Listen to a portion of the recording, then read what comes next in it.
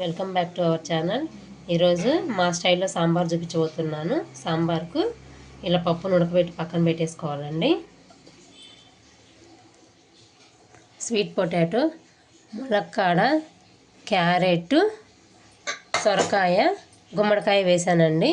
ఈ ఒక్క విజిల్ రానిచ్చి పక్కన పెట్టుకోవాలి. సాంబార్లో ఆనియన్స్ కూడా సాంబార్ ఆనియన్స్ తీసుకొచ్చేసామండి. ఇలా ఒక విజిల్ వేసి ఉడకబెట్టుకోవడం వల్ల మనకు తక్కువ ఆయిల్తోనే సాంబార్ రెడీ అయిపోతుంది. ప్లస్ టైం తక్కువ పడుతుంది. ఒక్క విజిల్ సరిపోతుంది.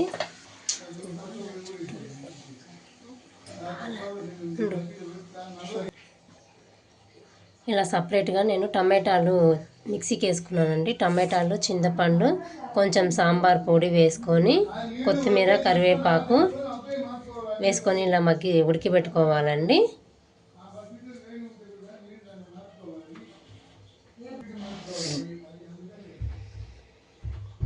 చింతపండుని ఇట్లా మగ్గించుకోవడం వల్ల తొందరగా ఉడికిపోద్దండి.